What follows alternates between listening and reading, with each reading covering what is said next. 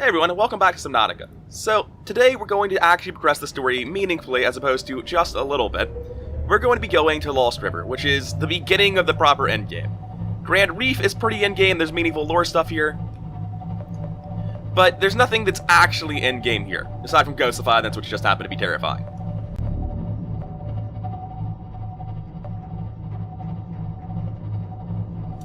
Getting the Cyclops down to Grand Reef is a bit of a hassle. As you can see, I'm just constantly getting alerts on how close I am to hitting things.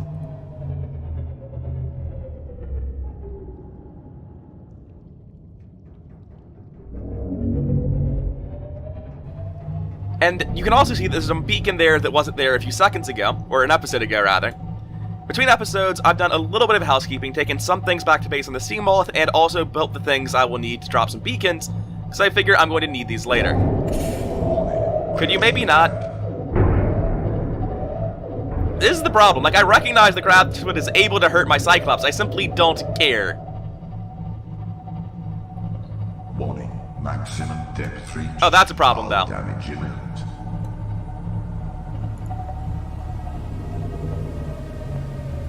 Cut the engines. Powering down. If your engines in the Cyclops are off, no one will do anything to you. What do I need to make the death module for this? Stuff that I absolutely do have, just not on me. I'll see you guys in a bit.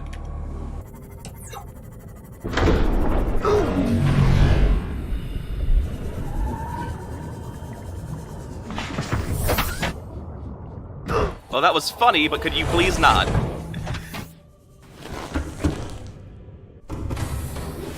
Welcome aboard, Captain. All systems online.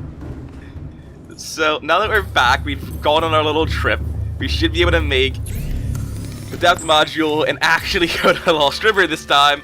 Slight detours done. Let's continue as we were previously meaning to go on. Huzzah! Crushed up 900 meters, that's more than enough for Lost River. I just forgot that I hadn't actually made that. So then, engines online, let's get on with it.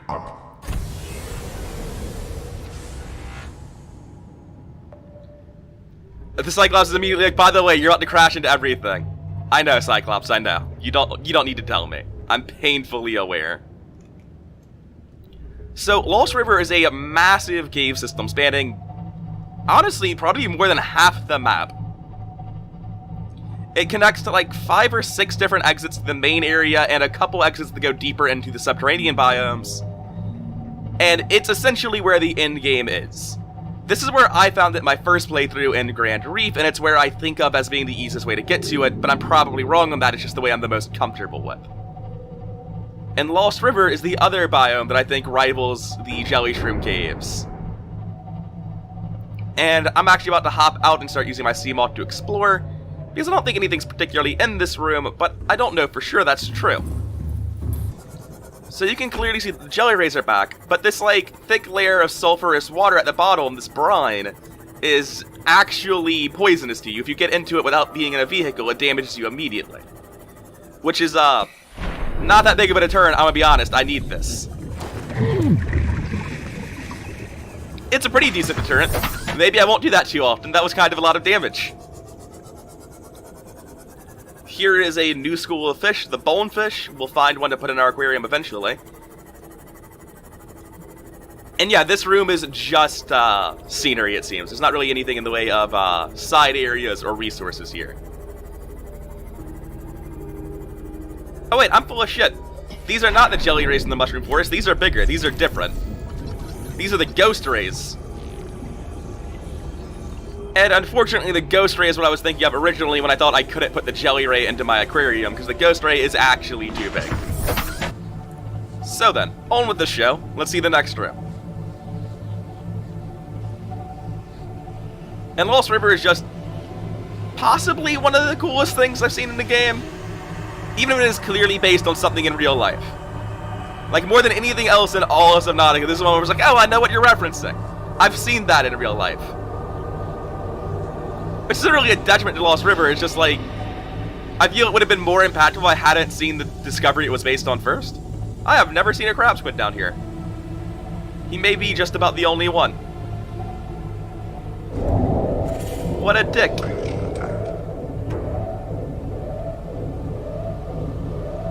Alright, I'm gonna get out and explore properly for a bit. Because there has to be something in this area. Our cuttlefish that catch, though. All systems online.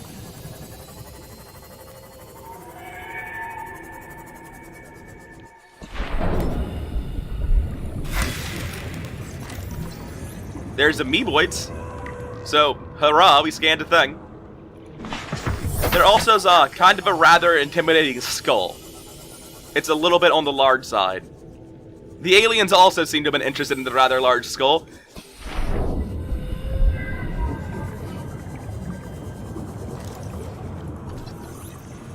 Yeah, a little bit. We'll figure out exactly what they were studying in a second.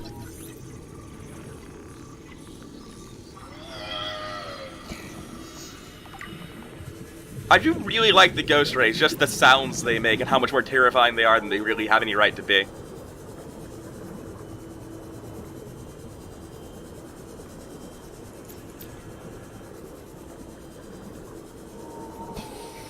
Is that nickel? Huzzah!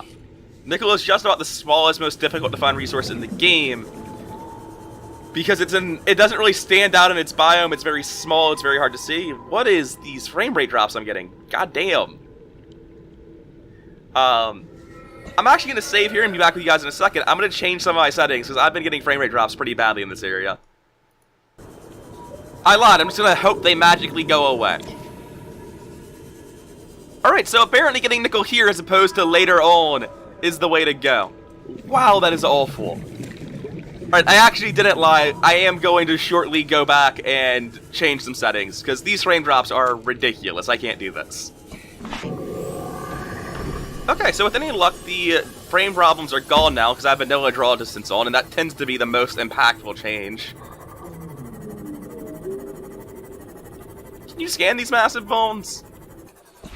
I feel like you should be able to, I just don't know if you can. That'd be a hard no. Alright. My ability to lose track of my sea moth is somewhat impressive at times. So it's looking like if I want to explore these areas, I really need to do more looking at the walls and less going to the bottom, because the bottom's always just, you know, death. Actually, there's a map for this area. Hey, we even go to it by default, apparently. There's another exit just over here, opposite where we came in, so let's go check out where that is and drop a beacon at it. Which is the whole point of me getting beacons between episodes, was to drop them at each of the exits so I can traverse the map easier.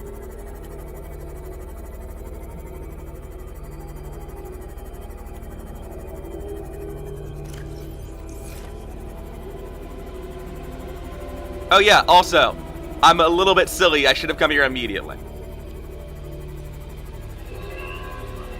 This is gonna waste some time in the long run, but it's fine. Yeah, because this is gonna use my orange tablet. My orange tablet's at base. All of my alien shit is at base. It's fine, we're going to the exit right now. It's just gonna be the third time I have to stop recording to go change some random thing that I should have already done.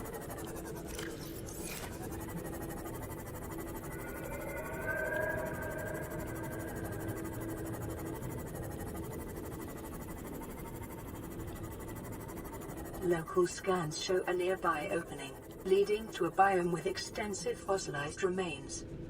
Okay, so first of all, PDA, you seem to have that part backwards. Second of all, I'm in the blood kelp now.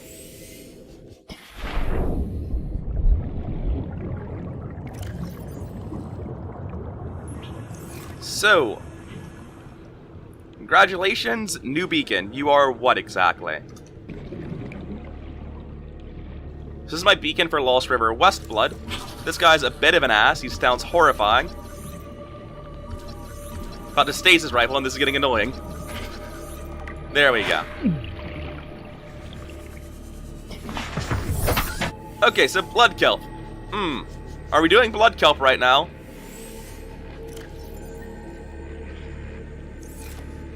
No, not really. But I do need to get back to base, and this is the fastest way out.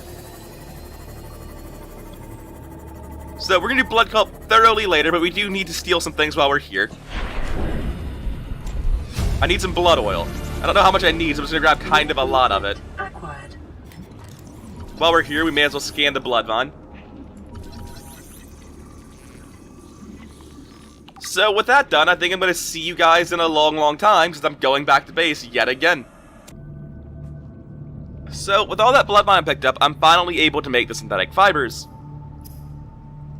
And the reason that's helpful is because now I can make the reinforced diving suit, which means I'm going to take less damage when I get hit by things, and I'm also going to be largely immune to heat damage. Once it finishes building, it seems to be taking forever. Fantastic. And I may as well just bring one fiber mesh with me, since there's no chance in hell I'm going to be able to make it while I'm down there in the deep. That's not where kelp really grows. We're just going to take all of our alien tech with us, and the orange tablet was totally inside of the Cyclops, but it's fine. I needed to come back for this anyway. I hope. Alright. At long last, my endless backtracking might finally be done. I'm over half an hour into this recording at this point, because of how many times I had to go back for the same shit. Let's do this. Let's open this force field and see what's inside. Turns out it's more nickel. You know, maybe some other stuff too. Like whatever this is. Crab claw kelp. Can I plant you? I would like to. Aw. Its entry basically says it developed to grow in this area. Not really that crazy. Like, of course it did. So all of these appear to be alien bone specimens, alien flora specimen. It's good to know that they were heartless scientists just like me. Now, I see the cuttlefish egg here. I knew the cuttlefish egg was here, I didn't know of anything else in this room. But we're not taking the cuttlefish egg. Because once again, we're picking up all the cuttlefish eggs in one video, since I can't seem to find any really good videos for finding the cuttlefish eggs online, and somebody needs to make that tutorial. And I may as well grab this nickel, just in case I need it in the future. And while I know I don't need ruby, I might end up needing it on my Cyclops again, so I'll grab it for that reason. And with that room out of the way, let's head back to the Scooty Puff Senior, and finally continue into the Lost River. Nope, still getting frame drops when I enter into this big area. And at that point, it's not any mods I'm using, it's just the settings being at max. Okay, that's unfortunate. Well, I never claimed Subnautica was a well-optimized game. Just that it was a beautiful one. Although it would be more beautiful if they weren't just smashing into the ceiling and unable to move properly. So we need to make a hard right. We also might need to turn the engine on. That tends to be an important step in making a hard anything. So that's not the path. There's no way in hell.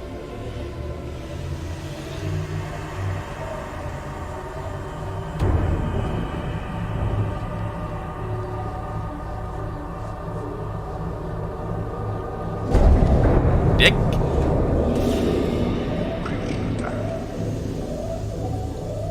And I actually cannot tell. We need to continue making a hard right. We did not make nearly hard enough of a right.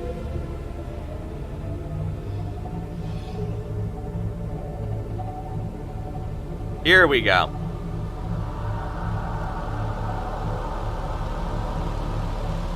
So this is the path I'm looking for.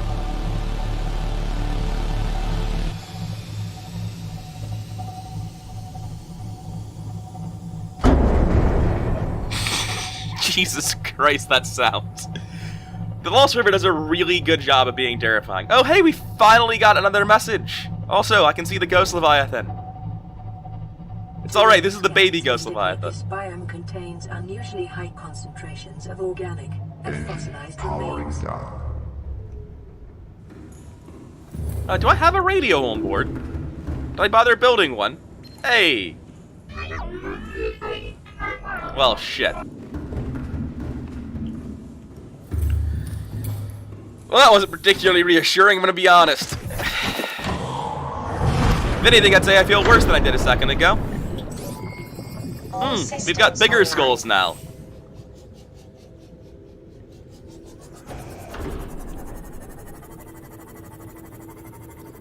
So this is just the Lost River pouring into yet another area. We've got some sick brine waterfalls, though. We've got brand new predators down here. And once I find a relatively safe place to park my Seaglide, we can get to scanning them.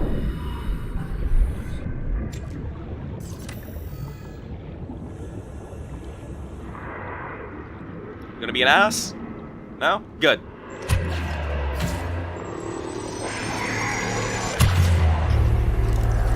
Alright, so now that he can't move, let's scan the river prowler.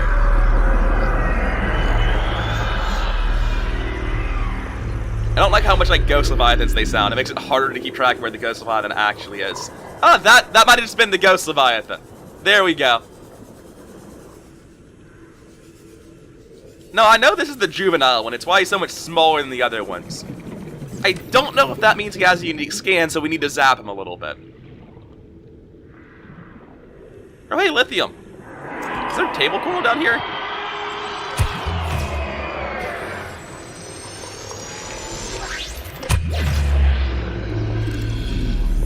Hey, he does have his own scan. I wish he would stop moving so much. He's supposed to be frozen in time. Yeah, table coral, which I've never scanned, hilariously enough. Alright, let's move away from him. Let's not get mauled to death. That's always a good start to my plans. Hey, it's the bonefish, or the spinefish, rather. He's a very angry guy. We go ahead and eat while I wait for him to run away, and also get a new battery. A part of me wants to kill the Ghost Leviathan, because, it just makes things convenient. But that takes so long, and it's sort of against the spirit of the game. I do just want to take a moment and stop and look at this massive skeleton, though. This thing is enormous. So, let's go scan this while the Ghost Leviathan's making its loop. It just turned around. Can the Ghost Leviathan even get me inside of this skull? I feel like I could effectively hide inside this.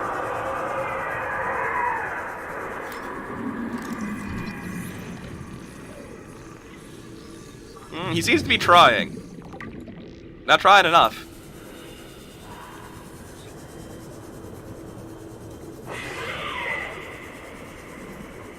I need ghost weed, I think. I don't think I've ever picked this up. Yeah, I definitely need ghost weed. Because we've never been to Blood Kelp or Lost River. This is obviously the first time I've seen it. Hurrah. So then.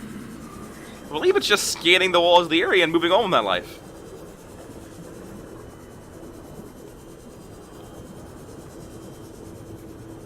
Lost River does look really, really cool. It's also one of the few areas, due to being boxed in with the Ghost Leviathan, that's actually threatening to move around in. Alright, so with that largely explored, we can turn off all these heat areas because none of them really matter to us. We can finally turn it back on and move forward. And rather than using the power to force field, I think I'll just let him hit me, because there's no chance of him killing me. I actually care more about power cell energy than bothering to repair. But it is cool, though. It is really cool. It just sort of takes 5% energy every time I use it. Which is sort of a tremendous amount. Just absolutely non-sustainable.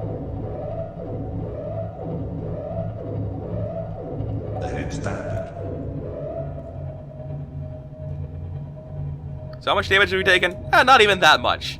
It's a baby Ghost Leviathan. How much can it really hurt, right? We should probably at some point stop and repair the Cyclops, but now might be the wrong time for obvious reasons. Right, so I'm going to start to turn around here. Attack. Again? Warning. External hull damage detected. You don't say. I can't imagine how that one happened. Alright, we're gonna shut it off here. Start exploring this exit. I don't know, I've installed a shower. Several showers. I don't see any problem with this. So, this is the first time we actually have to show off repairing the Cyclops. You actually have to go outside and repair it like it's a base, which is just really, really cool. Is that it? No, here we go.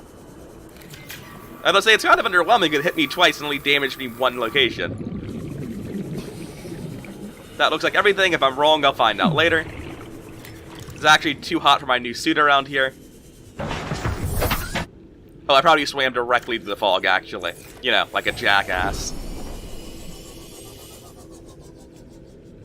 I don't think I can scan this, but it's glowing green. Oh, hey! Check it out! There's no way I can plant it, though, right? Good.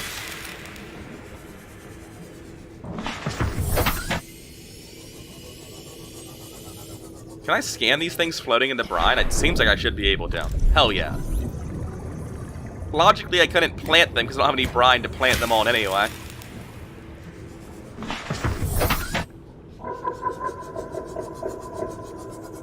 Are we in the other blood kelp exit? It's sure sounding like we are. Hello, Mr. Crab Squid.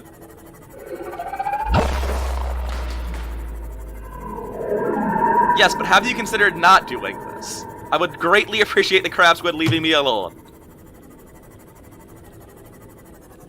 Maybe this isn't an exit. I mean, it's gotta be an exit. Like, this isn't a path deeper, I'm sure of that.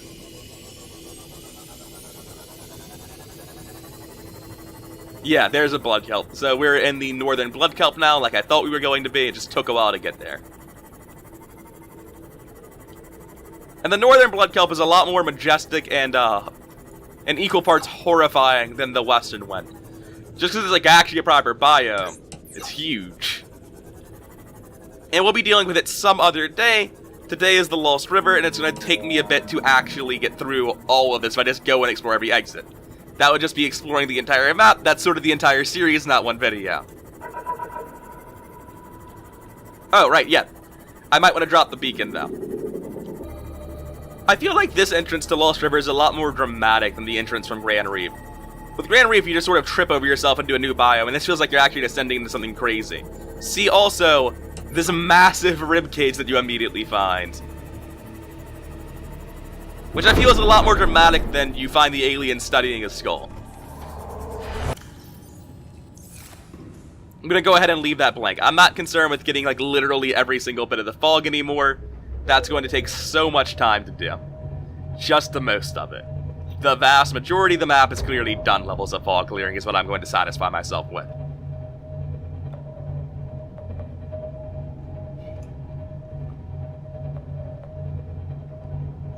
Okay, so I believe we only have one path left to us in the Lost River, but I'm sure that'll fix itself very soon and branch out into like 5 or 6 more paths. And I think I know exactly where I am for once in Lost River. This should be the big brine fall coming up, followed by the single skeleton, right?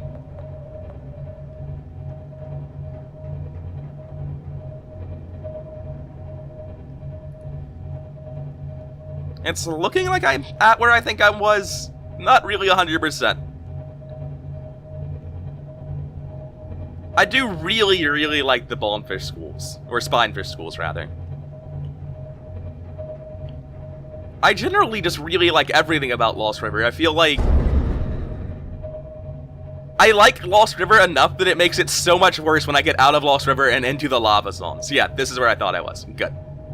Okay, so I kind of know what's going on again. Time to get out and start exploring, I believe.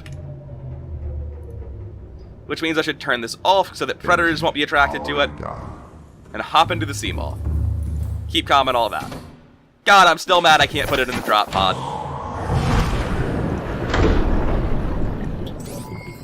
All systems online. So, first and most obvious thing to scan.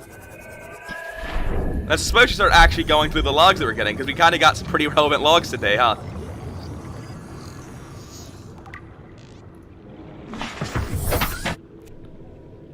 However, before I get started on today's logs, let's go ahead and listen to Surveillance Log Leisure Deck B. That was in a wreck that we explored yesterday we never got around to listening to. Suspicious keyword. Religious. Detected. Beginning automated recording. I find a tendency amongst Alterans to think not only that you have it best, but that yours is the only way to have it at all. In the Mongolian states, we have the freedom to work for ourselves. Hey! Most of us are contractors. Joe owns her own company. Whose ship are you living on right now? Yours or Altera's? do well to remember whose ship you're on, Mongolian. According to my religious beliefs, this ship belongs to us all. We're all part of the same system. The only difference between us is where we choose to draw lines. Wise words for someone from a cowboy corporation fighting over rocks in the far reaches of space.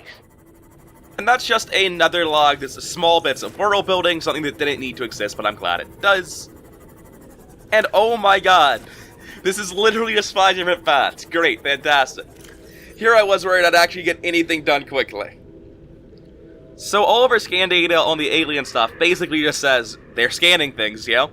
It's not, we don't really have particularly good theories about why or how, just like obviously they are. Another thing we learned is the fauna reproductive data is actually that everything on this planet is asexual. There's only one gender for all of it. There's some very, very progressive fish. The River Prowler's data log isn't particularly interesting. I do just want to single it out, though, as being super underwhelming, because it looks really cool and seems really threatening, and it just isn't, like, at all. Even in a Seaglide next to them, I feel totally safe. So the Ghost Leviathan juvenile scan tells us a couple of things. One, that it grows really quickly. So quickly, in fact, that it's going to have to leave its hatching grounds very soon. And two, this is a very strange evolutionary trait. They don't start off eating microscopic organisms, they start off eating large herbivores and even cannibalizing other ghost leviathans. So, yes, this one's much more of an ass than its actual parents are. So the massive plated skeleton we found doesn't really tell us much about it, but it does imply that millions of years ago, all of the fauna would have been tremendously larger than it is this day. The sea dragon skeleton that we found has died from massive head trauma during the egg-laying stage of its life cycle, which doesn't mean a whole lot to us now, but it will shortly. So the two really cool things we learned about the gargantuan fossils: one, it's so big the caves must have formed around it as opposed to it getting into the caves itself. And two, we've only seen approximately a third of its skeleton. The other 2/3 have either deteriorated or been taken away, which is just comically large. So I suspect that today's video is actually going to be very short, because I did so much backtracking, and I just haven't actually gotten very far into the caves. However, I'm going to be ending it here because I'm over an hour into my recording, and I don't know how long the video is going to end up at this point. So, sorry about that. This has been rather incoherent. I hope you enjoyed the video, even though it's probably on the shorter side. Like, comment, subscribe, and all that shilly channel growth nonsense. I'll see you around.